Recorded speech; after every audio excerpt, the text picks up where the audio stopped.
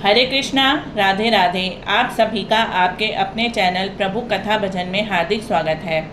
आज इस वीडियो में मैं आप सभी को श्रावण महात्म का 12वां अध्याय सुनाऊंगी।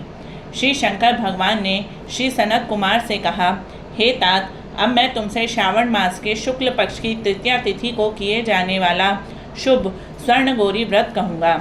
उस दिन साधक को प्रातःकाल उठकर स्नान आदि करके संकल्प करना चाहिए। 16 उपचार से भगवान सदाशिव और पार्वती जी का अर्चन करके यह प्रार्थना करनी चाहिए, हे देवादिदेव, हे जगतपते, हे सुरोत्तम, मेरी पूजा आप स्वीकार करें।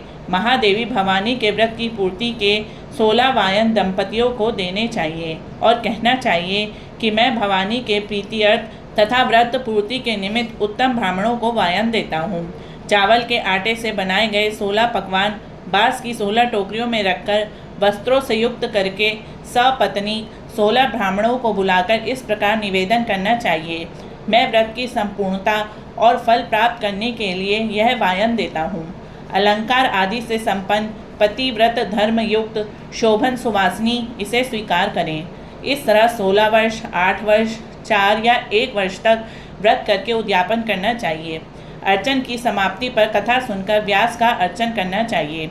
सनत कुमार जी ने भगवान श्री सदाशिव से कहा, हे प्रभु, इस व्रत को किसने किया था, इसका महात्म क्या है, यह भी आप मुझे बतलाइए। भगवान श्री सदाशिव ने कहा, हे ब्रह्मा पुत्र, आपने बहुत अच्छी बात पूछी है, मैं सब कुछ तुम्हें बतलाता हूँ। हे महाभाग, यह स्वर्ण गौरी नामक व्रत प्राणियों को धन धान्य से सुखी करने वाला है। प्राचीन काल में सरस्वती के किनारे सुविला नाम की एक प्रसिद्ध नगरी थी। उसमें कुबेर के तुल्य चंद्रप्रभा नाम वाला राजा राज्य करता था। उसकी महादेवी तथा विशाला नाम की 2 अति सुंदर रानियां थीं। उन दोनों में से राजा को बड़ी रानी महादेवी अधिक प्रिय थी। राजा उसे देह प्राण से चाहता था और उस पर जान छिड़कता था। एक दिन राजा शिकार खेलने वन में गए। वहाँ सिंह, शार्दूल, वाराह, अरना, भैंसे, हाथी आदि का शिकार करके प्यास से व्याकुल हो राजा जंगल में इधर उधर घूमने लगे। घूमते हुए वहाँ पर एक तालाब देखा, जो कि भ्रमर, चक्रवाक, कारंडव, पपीहा आदि जीवों तथा रंग बिरंगे विकसित कुमुद, उत्पल एवं कमल, मल्लिका, चमेली आदि से युक्त था। उसने तालाब के किनारे जाकर उसका उत्तम जल पिया। उसने देखा कि तालाब के किनारे अप्सराएं गौरी का अर्चन कर रही हैं। उनसे राजा ने पूछा, आप ये क्या कर रही हैं? उन्होंने उत्तर दिया, महाराज, हम स्वर्ण गौरी का व्रत कर रही हैं। यह मनुष्य को हर प्रकार की संपत्ति प्रदान करता है, आप भी इस व्रत को करिए। राजा ने कहा, देवियों, आप इस व्रत की विधि मुझे बतलाइए, साथ ही यह भी कहिए कि इस व्रत के करने से क्या फल प्राप्त होता है। अप्सराओं ने कहा, महाराज, श्रावण शुक्ला तीज के दिन स्वर्ण गौरी का यह व्रत किया जाता है। इसमें प्रसन्नता पूर्वक भगवान सदाशिव तथा भगवती पार्वती की पूजा करनी चाहिए।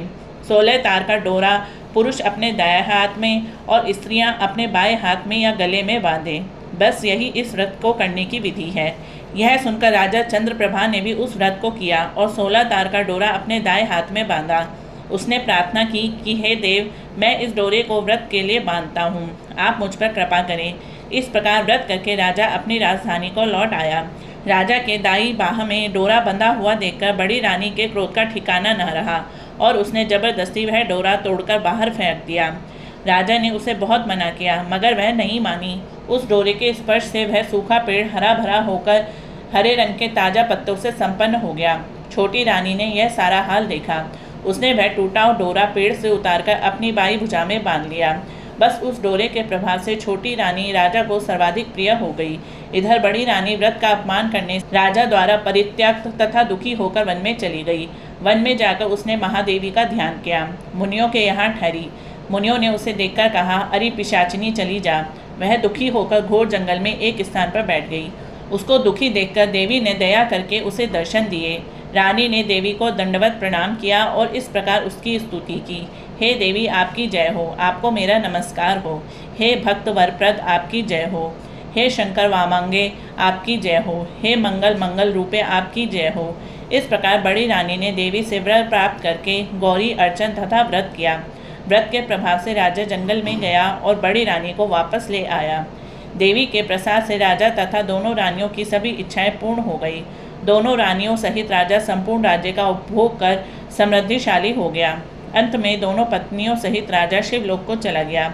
शिवजी ने कहा, हे तात, जो शोभना पार्वती का व्रत करता है वह मेरा तथा पार्वती का अत्यंत ही प्रिय हो जाता है। इस लोक में उसको अधिक लक्ष्मी की प्राप्ति होती है और वह अपने शत्रुओं पर भी विजय प्राप्त करके अंत में शिव के निर्मल लोक को प्राप्त कर लेता है। हे महामुने, तुम अब सावधान होकर इस व्रत की उद्यापन विधि सुनो। शुभ तिथि, शुभ वार, चंद्र बल, तारा बल हो जाने पर मंडप में अष्टदल कमल के ऊपर धान्य, उसके ऊपर घट रखना चाहिए। उस घट के ऊपर 16 पल का बना तांबे का पूर्ण पात्र रखना चाहिए। उस पूर्ण पात्र में तिल भरकर उस पर पार्वती तथा भगवान सदाशिव की प्रतिमाएं रखनी चाहिए। 2 श्वेत कपड़े और श्वेत यज्ञोपवीत रखने चाहिए। यथाविधि वेद मंत्रों से पूजन करके रात में जागना चाहिए। अगले दिन प्रातःकाल फिर पूजन करके हवन करना चाहिए। पहले ग्रह होम करना चाहिए, उसके पश्चात आधान होम करना चाहिए। यव मिश्रित तिल को घी में मिलाकर 1000 या 100 प्रधान आहुतियाँ देनी चाहिए। वस्त्र, अलंकार, धेनु आदि से आचार्य की पूजा करनी चाहिए। 16 वायनों को दान करके ब्राह्मणों को भोजन करवाना चाहिए। सपत्नीक 16 ब्राह्मणों को भोजन करवाकर सामर्थ्य के अनुसार दक्षिणा देनी चाहिए। इतना सब कुछ हो जाने के बाद हर्ष और उल्लास से सगे संबंधियों सहित भोजन करना चाहिए। इति श्री 12वां अध्याय समाप्तम।